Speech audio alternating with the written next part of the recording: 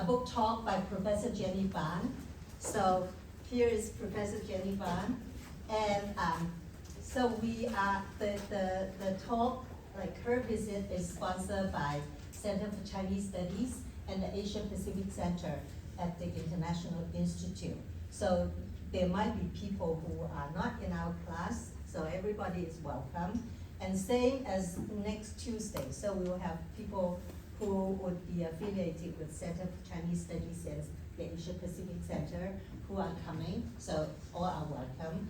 And then Thursday, after class, we also have a reception. So you have some food there in the reception at Royce Hall after class. So all are welcome. So today we are going to have a talk by Professor Jenny Ban, and her talk is on her book. Where is the book? Let me wait for the book. Fantasies of Hong Kong Disneyland. And so you have read chapter 1, so she will give some focus on chapter 1, indigenization of consumption or indigenized consumption. So now it's my great pleasure to introduce Professor Jenny Ban. Professor Jenny Ban is one of us. So she did her undergraduate here in anthropology from UCLA, and then she also did her master's degree in cultural studies from Claremont Graduate University and her PhD in anthropology from UC Riverside. Her research focused on Asia, Asian American studies, cultural anthropology, and popular culture. And she published quite a lot, including Fantasies of Hong Kong Disneyland, American Chinese Restaurants, Society, Culture, and Consumption, and Anthropology of Los Angeles, Place and Agency in an Urban Setting. And Professor Ban and I just published a very interesting review essay on the transformation of Asian America and the development of Asian American studies. So it was a great pleasure working with Professor Jenny Ban on this paper. So if you're interested in this paper, I will be happy to share. I think I already posted on the class website. So now, yeah. And she also has published a family history. So again, for those who are unable to find an immigrant to interview, I said that you compare two immigrant family history. So you could use hers and also 4 chapters from my new book to select 2 to compare. So it's my great pleasure to introduce Professor Jenny Ban.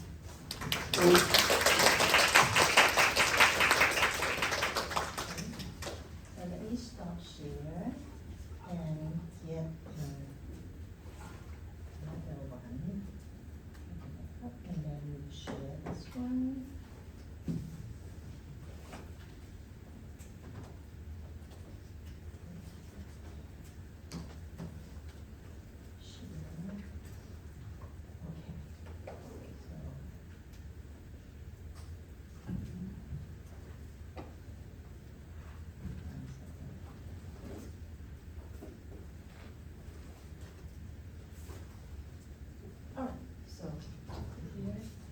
You have a pocket. You can put this in the pocket.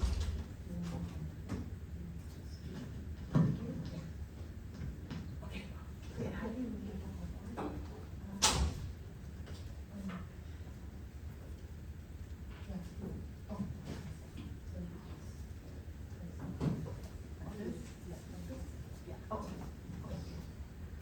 Hello, everyone.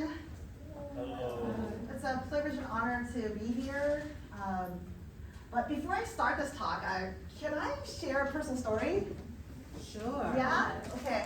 I was new, yesterday, I was here at UCLA. I was 17 years old. My mom, who was like a Chinese diasporic from Vietnam, was walking me around, and I was totally embarrassed. She went up to all these Asian women and asked them, "Take care of my daughter, take care of my daughter." She went to the Pan Express workers, "Take care of my daughter," okay? she was, her family is actually from China, Guangdong, who went to Vietnam, and she was terrified. She was here, and she was like terrified. I almost wanted to dive into those bushes, at Haynes Hall, because like, please no, okay? But anyway, I think that's a good kind of story. I want you to think about, like, my mom here, right? First generation, straight from Southeast Asia. One could say legally identified as refugee, right? Why was she going around to all these Asian women saying, take care of my daughter, right? So if I can have like 2 seconds to just drink this in, because this is a great like full circle for me. Actually, I was you yesterday, first generation college student with 8th grade educated parents. I just want to take this in. Thank you. So I want you to think about my mom, right? I sort of like identify as a cartoon turning red, if anyone's seen that. May is actually me, okay? And my mom, that is my mom, okay? So if you've seen the movie, that is my mom. And so I want you to kind of remember, like, why would my mom do that? Why would she totally embarrass me and go up to the like strangers and like, I don't know, but I think she had some dreams about me.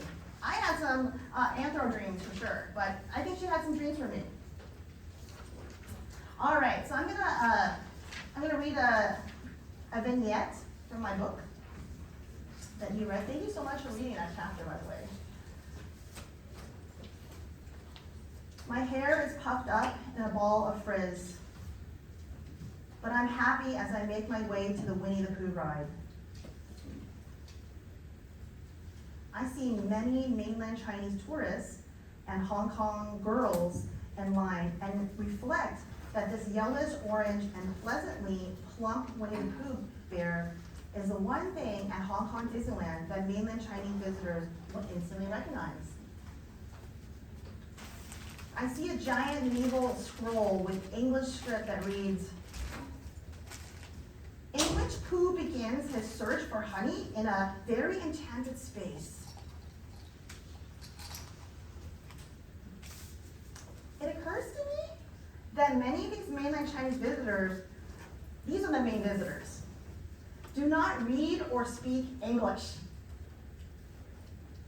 Well, I brace myself for the onslaught that's about to occur.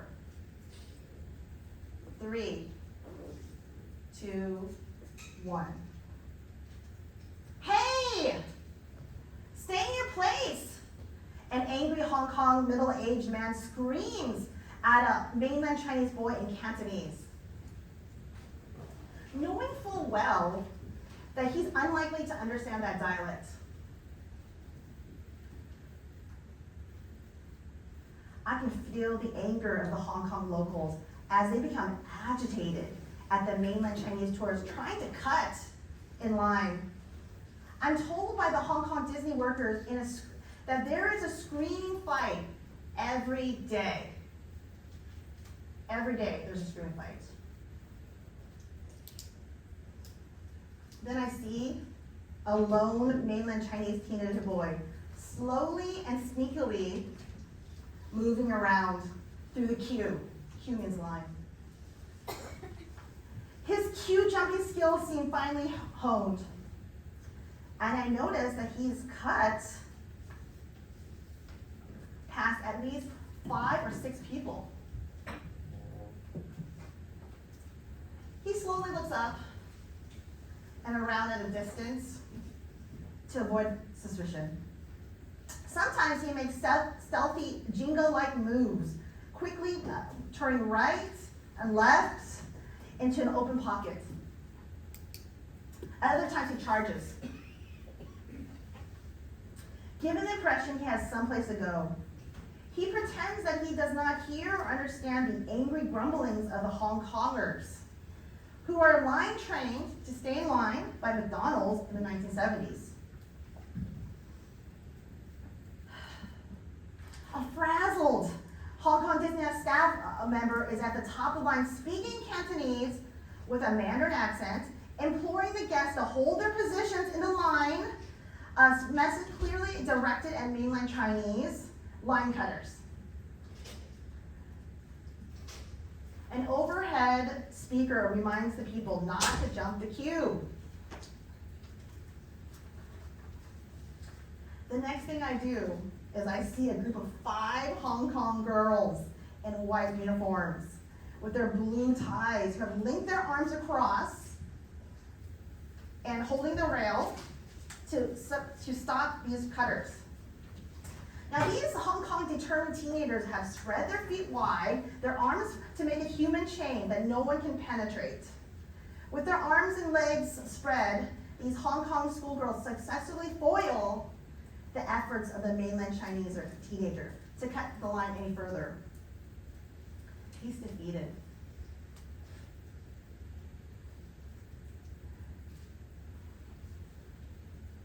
Now, I'm embarrassed to admit this now, but my family followed suit, and we also linked arms to prevent line cutters.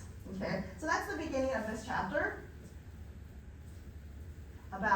And that actually is a vignette to illustrate how there was kind of inter-ethnic conflict between Chinese ethnic from Hong Kong, or Hong Kongers, and mainland Chinese. All right, now I think if you're reading just that one chapter, Consumption, you may have not noticed and known about the history of Hong Kong, right? Hong Kong has a large international history, right? And I'm gonna give you a thumbnail history of Hong Kong, okay? You know, as an anthropologist, I can say that, you know, one can say that originally it was like rocks, there were some fisher village farmers, Eugene Anderson writes books about that, and it was pretty much uninhabited, deeply inhabited, right? But, going, okay, there's something called the Opium War. So raise your hand if you heard of the Opium War. Ah, great. You know, a lot of my, you know, when I teach, I teach at Fresno State, most students actually have never heard of the Opium War. So if you haven't, it was this, the British came in and they were trading silver for, of course, opium with China. Now, obviously China didn't want to be traded with opium, right? So they had a war, and I'm jumping now multiple years, and China lost, okay? And then they actually had to concede Hong Kong and other parts of trading to Britain, right? And so Hong Kong became a colony for over 100 years. And during that time of becoming a colony, their GDP went up very high, very industrialized. Lots of great books talk about this major industrialization. So apart from China, because they're a colony held by Great Britain, right? Also there's Macau as well. Now, this is the history. It became very wealthy, somewhat different from mainland China in multiple different ways. And in 1997, it was going back to mainland China. So there was a panic in China, right? Because a lot of people, there's a panic in Hong Kong. Because a lot of people actually were refugees from Shanghai originally that went to Hong Kong. And so during that time, there was a huge out-migration of Hong Kongers. They went to Australia, the United States, Canada, France, England for sure, right? And so this is a terrible time, and there's also a large labor exodus out of Hong Kong. So now I'm setting the kind of milieu for you, like what's going on in Hong Kong.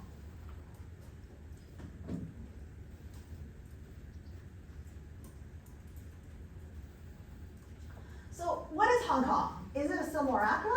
You know, is it a fake of a fake? Some people say Hong Kong is an East and West kind of fusion. Some people think of it as a Blade Runner, kind of like weird Eastern thing before China opened, okay? Some people think of it as very Western, right? Not Chinese at all, right? But if you see the picture I took, even at the biggest skyscrapers, I can find kind of religious, you know, praying to gods, right? So what is Hong Kong? So I want you to think about that. What is kind of Chinese Hong Kong identity or Hong Konger identity? So this is exactly when Hong Kong has interactions with Disneyland. Horrible time. So if you're taking notes, it was a horrible time. There was SARS, there was bird flu, terrible time. We have the out-migration of so many people leaving, right? And Disney comes in. Disney comes in and offers to build a park, right? With this like very economically depressed time, right? So I want to set that stage as well, right? So we have a colonized space, we have a colony, a former colony of Great Britain that's leaving, right? It's actually going back to China, right? And of course there's dispute in Hong Kong because some of the Hong Kongers do not want to go back to China, right? So they're leaving, and the ones who are there, they're fighting. So again, I want you to sort of set that stage for you. Now, I want you guys to think of dreams. I want you to think about dreams. What are the dreams of Hong Kong, right? Kind of started with the dreams of my mom when I was 17 here. What are the dreams of Hong Kong, right? It is wealthy. It is actually still relatively wealthier than other Chinese provinces, and one of the wealthiest nation states in the world, right? But now it's going back to a more impoverished China. So Hong Kong itself, the nation state, has a dream. What is that dream? Okay, I'll open up for you to think about that.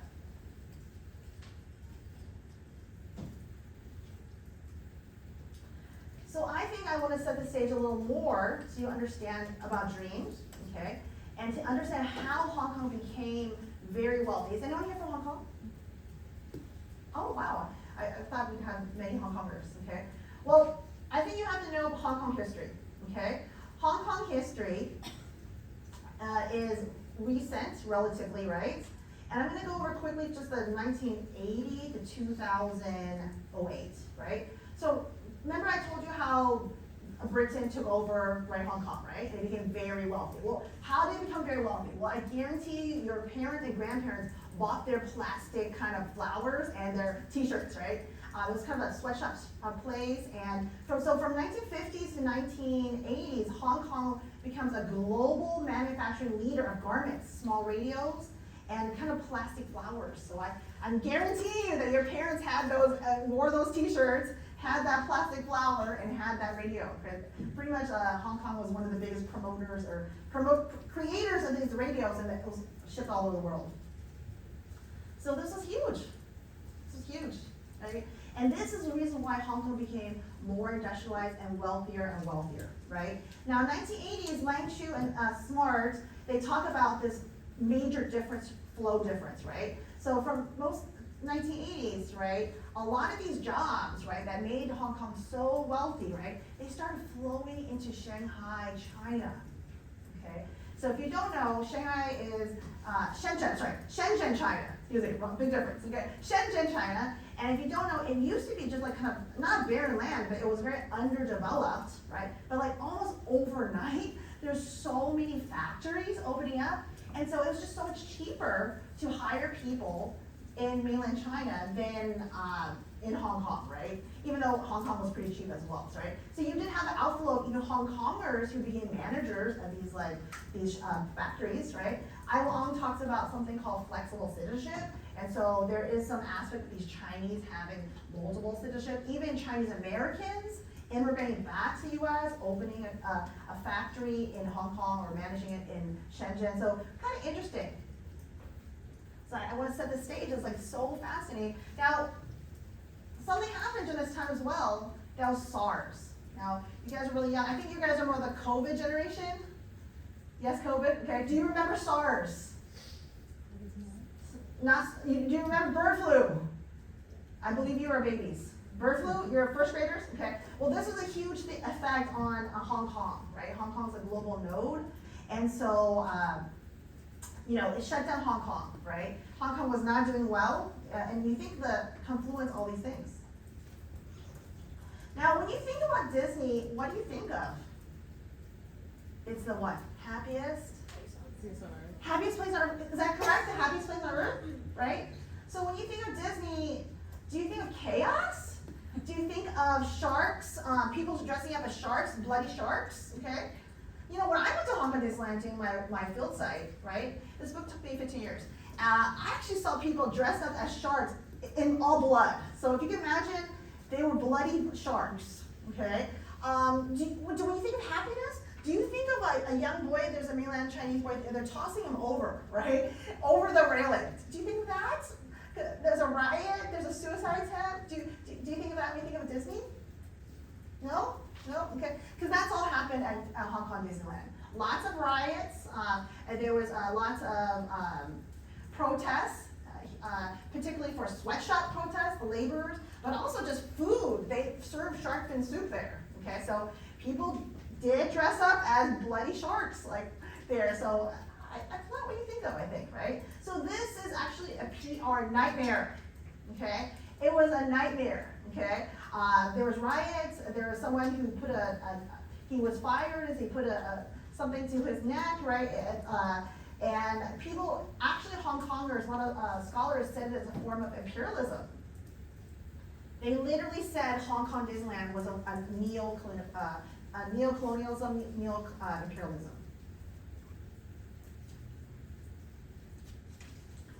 Now, I want you to think about, and if you're writing notes, let's think about this deal, okay? I'll do a thumbnail kind of the China deal with Mickey.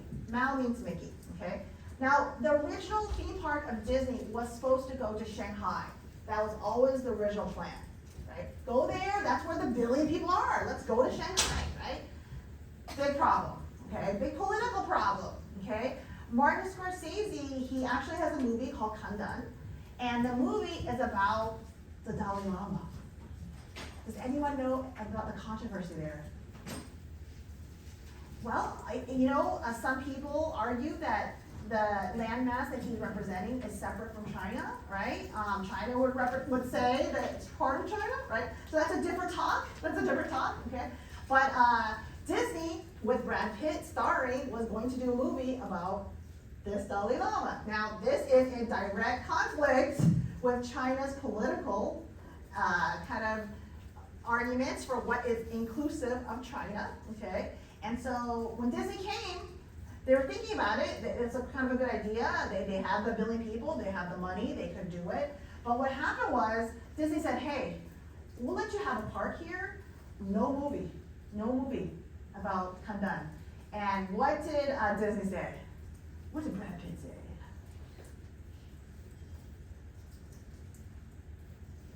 Brad Pitt, they went forward, and they still with the movie, and China said no. They would not let you do the Disneyland in mainland China, okay? Now so we have the main competitor, I want to say the number one, rejecting you, okay? So now we have the pick-me, kind of like Hong Kongers. Hong Konger, major economic slump. In 1997, talks with China, Britain, and US began. Britain actually asked China, can we keep Hong Kong? Can we keep Hong Kong alive? China's like, no, okay, you stole us from the Opium War, right? So then, that kind of died, right? And you have this massive outflux of Chinese migration. They're like moving all over the world. So many in Canada, right? Now, Dennis Judd argues that tourism is often used by governments to create jobs, okay? When hard industry has left. Now, we talked about all those little factories moved into Shenzhen, right? So something, I love this quote, the quote in my book, I put, the attitude of public officials toward development projects had, quote, little to do with the profitability of the project, and far more to do with the vision of officials sharing concerning the overall direction the city was taking. And that's from Constructing the Tourist Bubble by Dennis Judd. So I want you to think about Hong Kong doing terrible, okay? Economic strife, right? People bleeding out, right? This is an opportunity to maybe create jobs. Maybe Hong Kong Disneyland can create jobs, right? Even though they might not be the best jobs, it is jobs, right? And again, you have to think of the city officials, what they're thinking in their brain, like, well, what can we bring in? And Disney is a world-renowned brand. Disney is quite well known. Disney is Western, right? So you got to think about what these Hong Kong people are thinking. And again, I will say it, the quiet thing that no one's talked about, there is no democracy in Hong Kong. So again, you got to think of the elite circles, thinking in their mind, how can we keep our people employed? Okay, what can we do to uplift the city? Okay, we got Disney. I went with my kids from Hong Kong back in the day. It seemed great. Okay, so even if you take a loss, it might be worth it. But I want you to think about this. Okay, some people argue it's an uneven partnership. Okay, I want you to think about it. I interviewed 60 people for this book for multiple years, and I interviewed the main negotiator, right? And he actually took a sheet of paper for me and he broke down the numbers, and I was like, what? So he broke the numbers for me. $1.3 billion, right? The initial influx was that's the cost. Initial, now it's way more than $1 billion, right? Initially, it was $1.3 billion, okay? Now, think about it, that's the cost, right? I want you to think about if it's a fair deal, okay? Hong Kong pays 90%, write that in your notes. Hong Kong pays 90% of the $1.3 billion and only gets 53%. Write that in your notes. Is that even? You're paying 90% for 1.3 billion, but you're only getting 50%? Or essentially 53%, right? It was so bad. I interviewed people actually in Anaheim, and they said they were laughing and saying, "We got a free park. We got a free park," right? And again, not just that, but they got free transportation. There are buses that go just to Disneyland. There's actually a whole MTR that goes, which is a train, that goes only to Disneyland, okay? The land was actually given to the Hong Kong Disneyland by the government, and the transportation. So it's not just that. It's construction, it's land, it's labor. That's all free for Disney, right?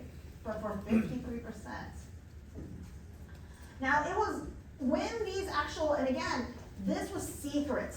All these things I'm telling you right now were secrets, okay? This came out later when the actual deal was done, okay? And when people found out, even the government officials didn't know, right? I got this from their newspaper. It said, in the future, you should pay for the lobster and we should only pay for the soup or the sauce. We told the Disneyland managing director. What is she saying? Think about it. That's actually wow, okay? Now, another opposition lawmaker, Mandy Tam, asked if the government would consider pulling out of the project altogether, because later on, the actual terms of the agreement was revealed, okay? Under what circumstances will you decide to terminate our agreement with the company? So even there are people in Hong Kong who tried to break the deal. They're like, wait a minute, 90% for 50%? No. 90% for 53? No, let's get out of the deal. They tried, right? It's too late. They go for it. Now, you read about consumption, right? I've been at the site since it's open, and here is what I talked about the Winnie the Pooh ride, right? This is one of the only rides that the mainland China. Remember, if you look at the consumption, who are people who go to Disneyland, right? This Hong Kong Disneyland. Is it the locals? No, it's not mostly locals. It's mostly mainland Chinese, right?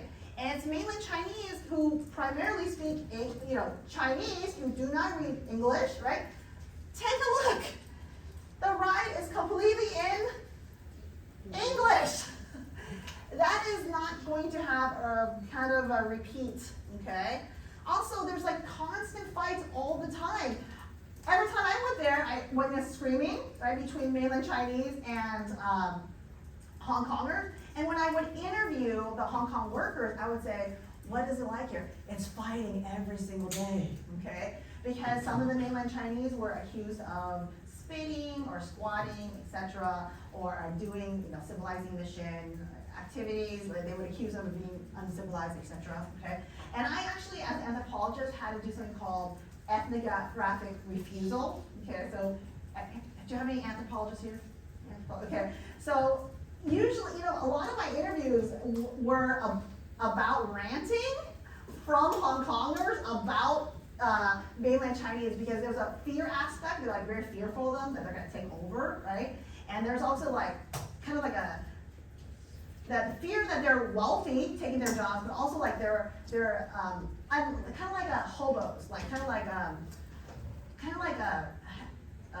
would you say it? It's like Beverly Hills, like hillbillies, like they're like not kind of like sophisticated, not like quote unquote civilized, okay? And so I do have those interviews. I have like multiple. It's like I can't publish this. I cannot publish this, right? It kind of veered almost to like racism almost. Like it was severe, okay, the dislike, okay? So again, lots of consumption issues, right? Number one, the Pooh ride, of course the suicide attempts was marring the Chinese. They had a Chinese New Year event where a lot of Chinese, so in China there's a Chinese New Year, and then They sell tickets, and they oversold the tickets for Chinese New Year to go to Hong Kong Disneyland, right? So all these Chinese are using their kind of like their 2 weeks to go. They get to the gate, and it's oversold. It's oversold, okay? And then you see the people tossing their child over, right? And so that's kind of a huge issue. Now also, the labor, okay? So many protests by laborers who were going straight to the media and saying, you know, I'm becoming the Winnie Pooh, or all these like kind of these characters. They don't get, it's very hot in Hong Kong. If you've ever been there, it's very hot and steamy, and they don't get a water break. You need a water break, that thing is really heavy, okay? So again, the workers complain they're not allowed to dye their hair, they can't grow their hair long, wear beards. Again, in terms of consumption, there's environmental consumption, right? Of course, the land is completely raised. Lots of dogs were actually killed during that time, and you know, huge amount of protest for the shark fin. The shark fin suit was huge, okay?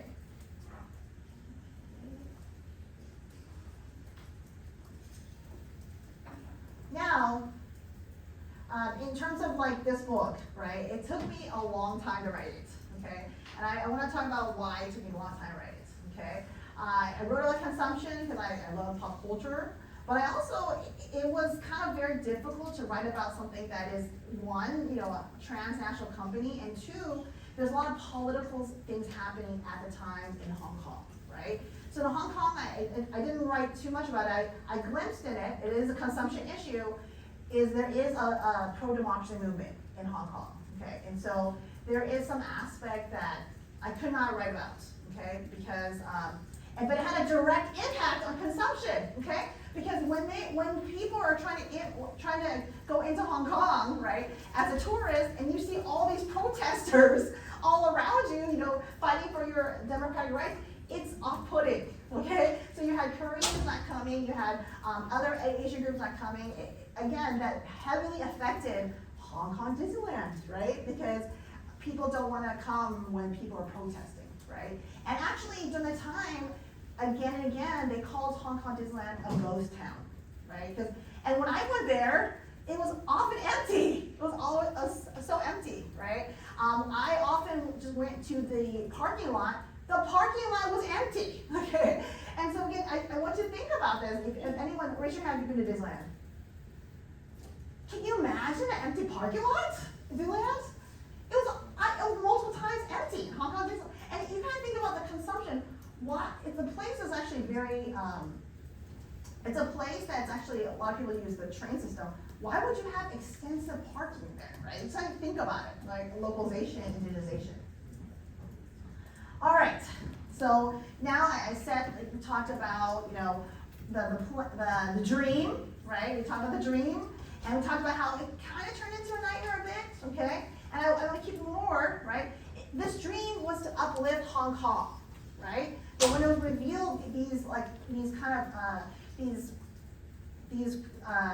revealing these kind of contracts, it was a nightmare, okay? People thought, what the? We're paying 90% for 53%, okay? That was kind of a nightmare. Also, one of the things that, in terms of consumption, that is in my next chapter, you haven't read it yet, is if you're interested, is Hong Kong has never, other than 2 years, made a profit. So once again, Hong Kong, which this project was supposed to uplift Hong Kong. This was they literally called it the savior, okay? It has not made a profit, okay? And every year that it's open, other than 2 years, it has lost millions of dollars, okay? In fact, their rival theme park, which is called Ocean Park, I've been there. Ocean Park is this like wonderful, kind of like a SeaWorld, got married with like a Six Flags. That's kind of like a good what's like, right? They're doing great. They're local, they're Hong Kongers, and every time I go and interview, let's talk about Hong Kong Disneyland. They're like, oh, let's talk about, the locals were like, let's talk about Ocean Park. Ocean Park's great, it's wonderful, it's 4 times bigger and less than 50% of the price, right? So you gotta think about what is going on in terms of consumption. And then, there cannot be any bigger slap in the face. So you think about it. in Disneyland. It wasn't doing well, it has still not doing well, okay? What happens? That your main customers are mainland Chinese, they open a Shanghai Disneyland. A direct competitor that's 4 times as big and less than half the price. Is that a consumption issue? Yeah, I think that's a consumption issue. Because now, the main people that you kind of open this billion-dollar place for, why it's very much easier to actually travel within China. If you're Chinese, you have to have a special permit to get into Hong Kong. Why wouldn't you just fly to Shanghai Disneyland? It's cheaper, bigger, get more. Why would you go to Hong Kong Disneyland? Okay, so again, that's a big issue, okay? Now, I want to go back to the dreams of my mom and Hong Kong Disneyland, your dreams, and your dreams. So from this talk, I talked about Hong Kong Disneyland. Hong Kong Disney was a dream, okay? It was a dream, okay? It was supposed to uplift Hong Kong, okay? And in some ways, it turned into a nightmare. In some ways, it was positive because it did give employment. Again, I'm not saying it's the best employment, but it did give thousands of people jobs, even though they never really turned a profit. So 2 takeaways from this talk.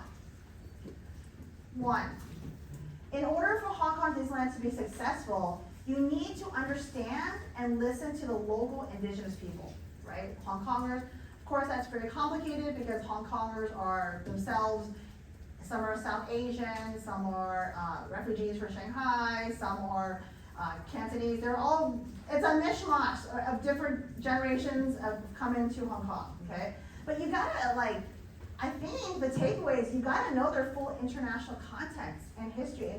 And Disney did not do this. Disney just went in, the first choice was Shanghai, didn't get that. And so they went to the second choice.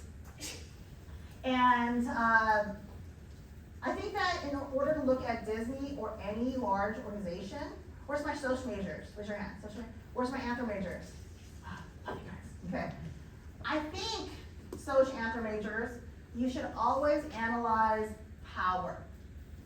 Always look at power, okay? Because my book is divided in space, labor, consumption, right? But it's always who has the power, okay? And in order to look at Hong Kong, a colony of 100 years, based on the theft from Great Britain, you gotta look at colonization. You gotta look at history, okay? You gotta see how it affects labor's consumption and space practices. And that is actually the full book, or how it looks at it. Now, my second takeaway is that dreams matter, okay? I want to tell you guys that it's so wondrous to be here. I would love to be here forever, okay? Because I want to be you again, okay? And I want to tell you that your dreams matter, okay? This is the best time for you to dream. This is the best time for you to dream big. Although not all dreams come true, although mine's come true right now, okay? I want to tell you guys that your dreams are going to come true, okay? You don't know this right now because you're worried, you're scared, you went through COVID, etc. But I want to tell you, your dreams will come true, right? I want you to dream big, large, okay, and oversized, okay? Just like Hong Kong, because Hong Kong will survive, okay? I think in terms of consumption, they probably have to hook up with Ocean Park and together sell maybe a double ticket, okay? But those people are working hard, so I eventually think that it will be successful, okay, based on the tenacity of the people, right? And just like you guys, I was you, I know you guys are going to be great dragons and you will have, all your great dreams will be accomplished. You just don't know that now, right? So I want you to keep working hard on that because I think that it'll happen. Now,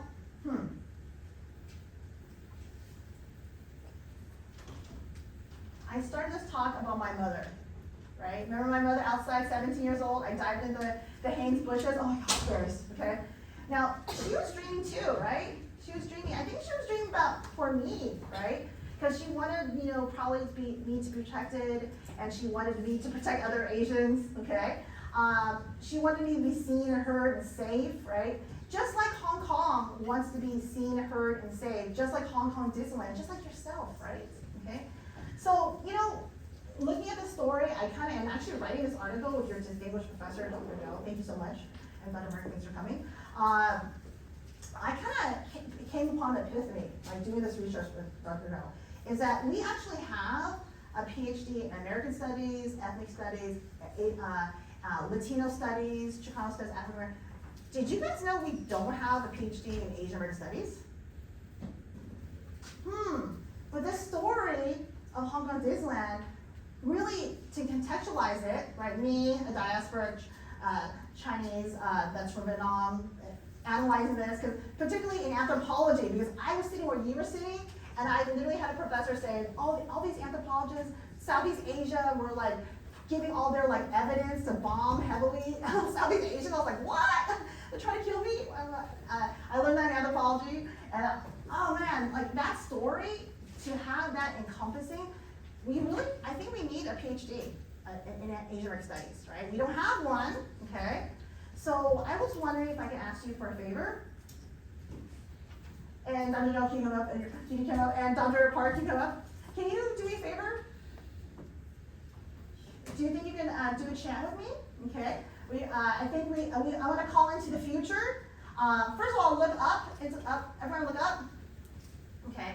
If you guys can see that white light, or that white ring of light, that is your ancestors. 500 people looking down at you. Okay. They are so proud of you. So proud of you. Okay. So right now we're going to make a call out to our 5 generations of our ancestors and 5 generations to our descendants. Okay. So, and if I can have you help, I have a new dream, and my new dream is to hopefully in 6 generations, I don't know. So Dr. Park, come on down, and Dr. Park, come and help me out here. Okay, we're gonna do a chant, and can you guys help me out? All right. Okay. So I've done this before. Okay, we're gonna do a 6 generation chant. Okay, we're gonna call it into the future, right? Because maybe we can't get it done, but maybe the next generation. In the next generation, we have to put a seed down there, okay? So Dr. Park, come over, okay? And then can you okay, all right. I always do this. I always end my talk this way, okay? So students, can you stand up? Can you stand up? Okay. All right, so we're gonna do a chant together, okay? So me, Dr. Joe, and me, right? Yes. We're gonna say, what do we need? And you're gonna say, Asian American PhD, okay? And we're gonna say, okay, so let's do this together. Okay. So let's practice first, because you guys are talking about it. Okay, yeah. Let's practice. Okay, because it has to be loud because we're gonna call into the next 6 generations, okay? So let's practice. Okay, us, we go. What do we need? And then you say, PhD. All right, so let's practice. It has to be loud because we gotta go into the next 6 generations. Okay, so let's practice one more time. What do we need? Asian American PhD. Okay, let's do the 6th time. Ready? Wait, for 6 generations. Okay. 1. What do we need? Asian American PhD. Asian American PhD. Asian American PhD. Asian American PhD. Asian American PhD. All right, thank you so much.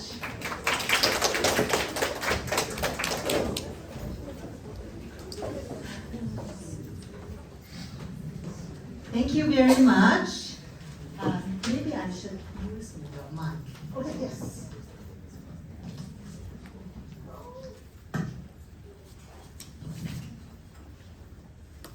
Thank you very much, Professor Ban, for your passionate call for Asian American PhD.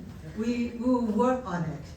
I remember when I first came to UCLA, I came to the Asian American Interdepartmental Degree Program, along with Professor Park. So Professor Park and I came similar year, and we came as an Asian Americanist, and while holding our regular appointment with anthropology, with sociology, and Asian American Studies has not been a department yet. And now it becomes a department. We have a full-fledged master's degree program, bachelor's degree program, minor. And this class actually is an Asian American Studies class, cross-listed with sociology. So you see, only at UCLA you get classes like that because our ethnic studies program is thriving in different fields. So students get exposed to these classes that you may not have access in other universities, even Ivy League universities. So I feel fortunate, and I believe you feel fortunate too. Now, the floor is open for you, and then you can ask Professor Bond any questions related to the talk or related to the reading. And also remember, the in-class assignment, I would like to hear your feedback on the talk. So you could just write a paragraph or so. So if you have any questions, don't be shy, raise your hand.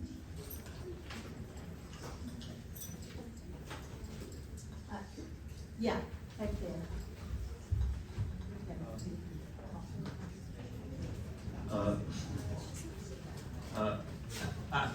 This may be kind of like a broad question, more in regards to like politics of it, but I was curious as to why, you provided some of the reasons like the SARS and things like that, but in comparison with mainland Chinese cities, Hong Kong's like relatively stagnated in that regard, like, or I guess, why is it that those Chinese cities were able to surpass Hong Kong rather than just like meeting its level effectively? Oh, can you explain your question in terms of industrialization or? Oh yeah, in terms like, cause when I did the reading, I noticed you on multiple occasions like stated that the Hong Kong residents were poorer than the Chinese mainland tourists, and I was just curious as to what the content. I mean, you obviously provided some of it, but I was just, if you could expand on it. So that's a great question. So the question was, why you're saying you're reading it and you're saying that some people are saying that the Hong Kongers were poorer than the mainland Chinese, Yes. tourists, right? Why was that, right? So obviously it's 1 billion people in China. It's a lot of different class systems, right? So that is but the tourists who were able to come into Hong Kong themselves were quite wealthy, right? And so they were, one could say, wealthier than the Hong Kongers there. And in fact, actually, I didn't use these interviews, but a lot of them would buy apartment complexes, and right, they would oversell, they'd buy in a day or something, and it made it's kind of gentrification with it's like inter-ethnic Chinese gentrification. And so these Hong Kongers, which if you've been to Hong Kong, it's so overcrowded and the housing is so expensive. So when you have these mainlanders come in buying over the thing, they feel a sense of fear and like kind of not like it's like gentrification, I would say, right?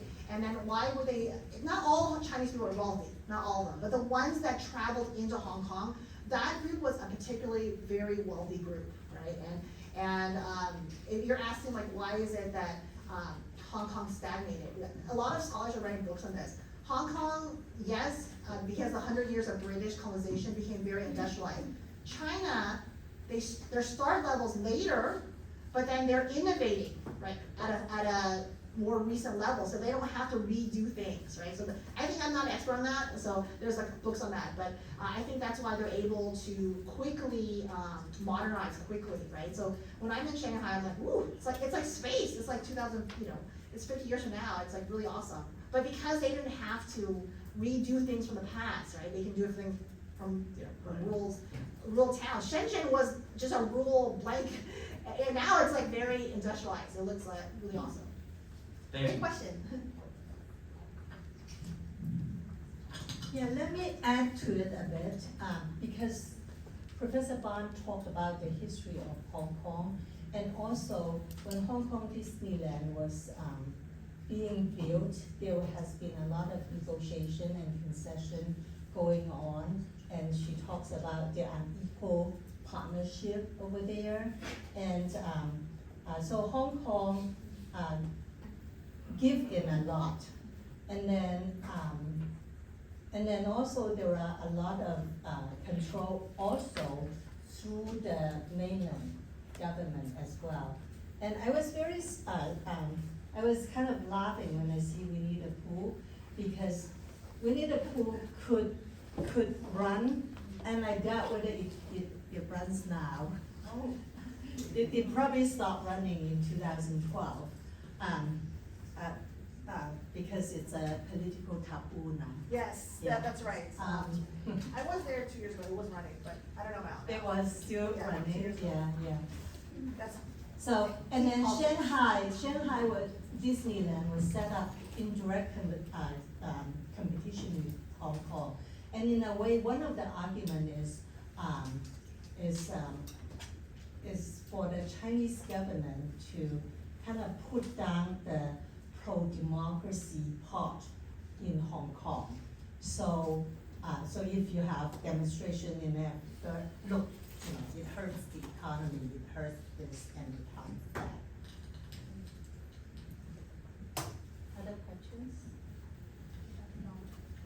If the Hong Kong government is paying like 90% of like the cost, why does it allow like Hong Kong Disneyland to persist if it's such an unfair partnership?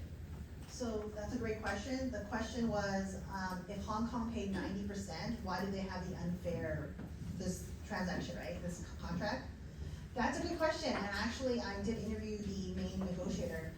There's no democracy in Hong Kong, right? So it's like assembly system and then elites, right? So these elites, and you have to, that's like I couldn't understand like very well, but it was an assembly system, and then you vote in of elites, and then elites decide all the rules and all these contracts. So it's not something that the local Hong Kong people could vote for. Hey, let's pay 90% of something and only get 53%, but we still gotta pay the millions of dollars of franchise fees every year, even though we're making no money, which, by the way, they signed. Who signs that deal, right?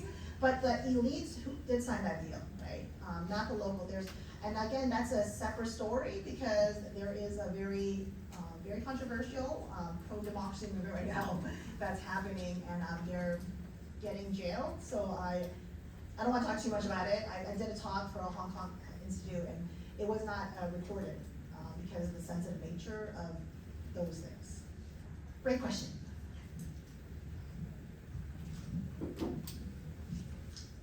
It's interesting that you brought that up, because I was just going to ask kind of how perhaps Disneyland has stayed open since like all the way till now, and I was just wondering, like I wonder what the new recent developments with all the like pro-democracy movements, and how has that impacted the Hong Kong Disneyland now, and maybe I guess more so of an open-ended question, but like how do you think that might continue to impact Hong Kong Disneyland going forward? That is an excellent question. So the question was about the Hong Kong Disneyland pro-democracy movement, and if it impacts it before, now, and future. There's no question it impacts it, right? Because why would you go into a city where people are protesting, right? It's it's not a good feeling, right? People are being tear gassed in front of you, right? It's not doing that great. It hasn't turned in a profit. It's still not turning in a profit. One can predict based on past performance, it may still not turn on a profit, but also during COVID, it closed. So that's like a double no profit, right? And so I'm still hopeful that, of course, because I want Hong Kong people to live. I want Hong Kong, I'm a big advocate of Hong Kong. And so it's an employer, it's a big employer of many people. So obviously I would like it to be successful, or minimum break even, right? But, I don't wanna, I think that there's some aspect you look at, it would have to be, Hong Kong, Disneyland is tied to Hong Kong. There's no question. If people don't go to Hong Kong because there's these pro-democracy movements, people getting tear gas, then that's gonna affect Ocean Park and Hong Kong. So that is did that answer your question? Okay.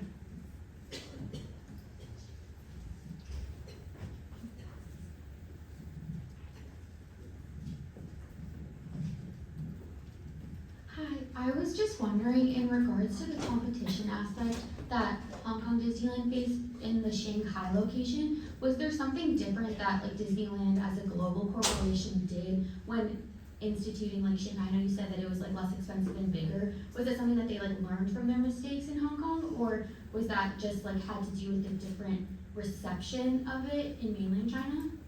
That is a great question. Are you an anthropology major? No, I'm not. Okay, I feel like that's like a class, that's a really good anthropology question. So there's a book that just came out called On Shanghai Disneyland. And according to this book, it's like a great success. I think that there is a lot of cultural miscues in Hong Kong. So I think, okay, I have to answer in a politically correct manner, okay? Let me shape this. Okay. Hong Kongers believe that mainland Chinese are like country bumpkins, right? They're like, they say they spit, they squat, they're like not doing these like, you know, civilization things, right? And then you have constant fighting. But then underneath that, I think that question over there is because of this fear, they're taking over, gentrifying, etc. But in Shanghai, everyone is mainland Chinese. Everyone has the cultural script that we're not gonna stand in line, you're on your own, let's go, right?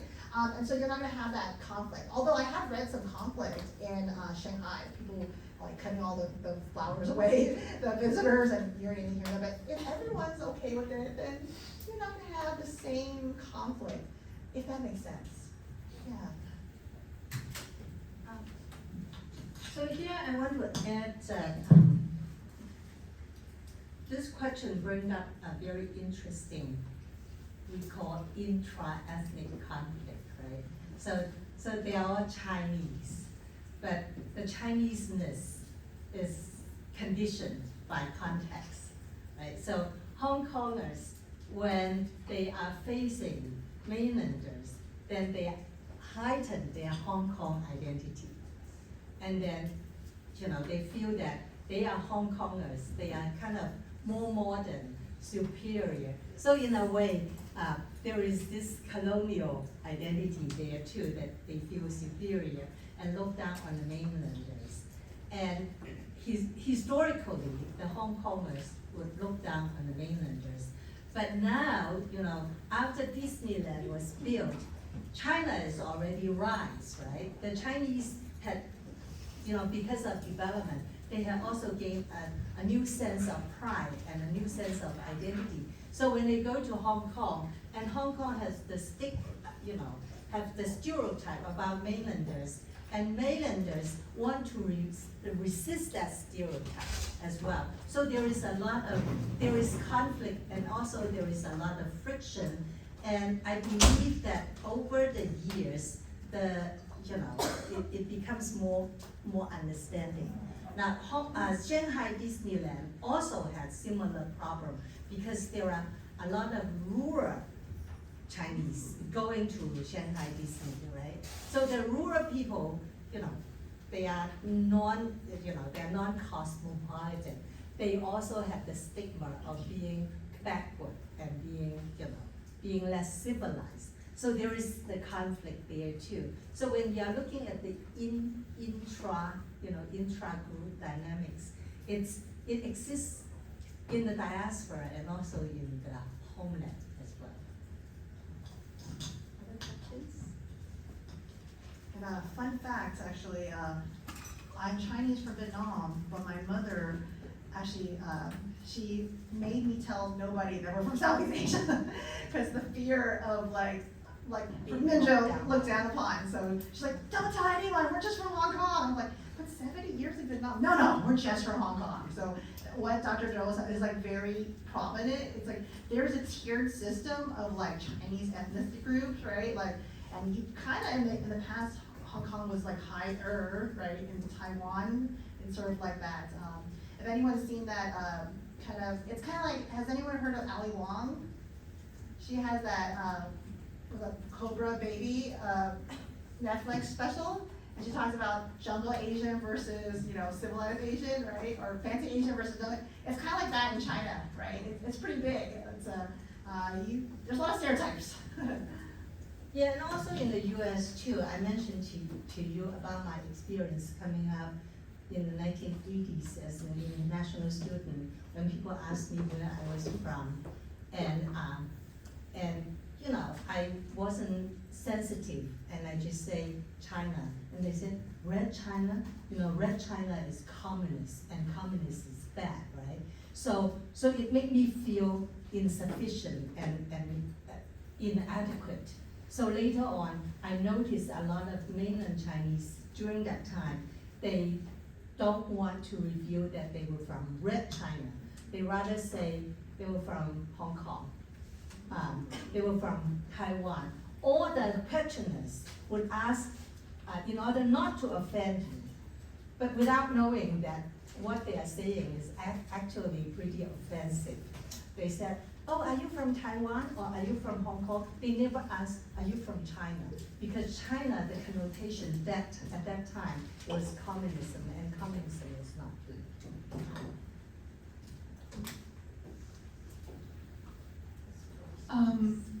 I think that like a broader conception of globalization is that it often fails when they don't, like when corporations ignore local culture. And so I thought your piece was so interesting because you really highlighted how Hong Kong Disneyland and Disney worked with like the local culture. They hired trilingual employees, they had, you know, multi-language signs,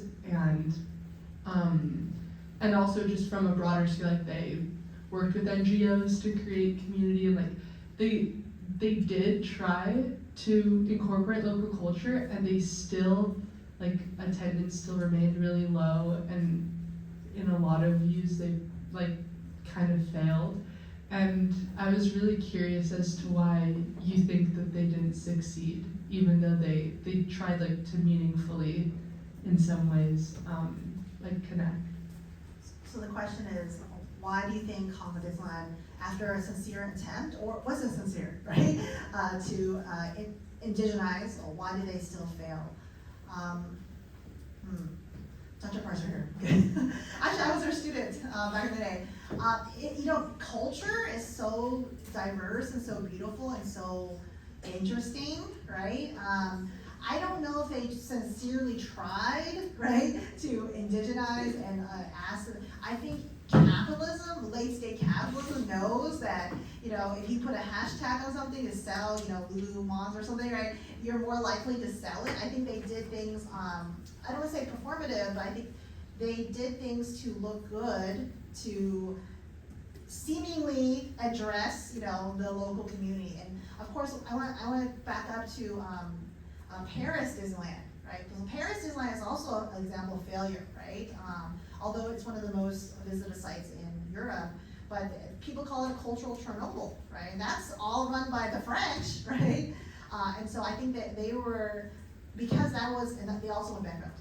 So Hong Kong was also a response to what happened in Paris, right? One could say it's not a thriving, so they were doing things that I think, because I think someone tried to, actually they did commit suicide in Paris, Disney. So all those things, I do think that I really like the trilingualness of it, right? The signs, and it's still a work in progress, but I want to go back to very successful Ocean Park, okay? So if you ever go to Hong Kong, so please go to Hong Kong, support them. Please go to Ocean Park. So something about Disney is it doesn't, you might not think you're even in Hong Kong going to Hong Kong Disneyland, right? You don't see too many Hong Kong things, right? That are not like deep level. But if you go to Ocean Park, they have like an ancient kind of Hong Kong land, and they have ancient Hong Kong like movie theater stuff, and they have so much deep like Hong Kong culture that you just, as a Hong Kong person, like just filled with nostalgia, which I'm feeling right now. It's more authentic, I guess. I don't want to say the word authentic, okay, that's a bad thing, the anthropologist here. But let's say for some people, it would seem more real to them, right? Than Hong Kong Disneyland, which had nothing that is originally, I would say, from Hong Kong culture. Great question. That's great. I think our time is up. Let's give Professor Bond another round of applause. Thank you so much. Don't go yet. let's take a class picture. Why don't you sit over here? Yeah, sit over there.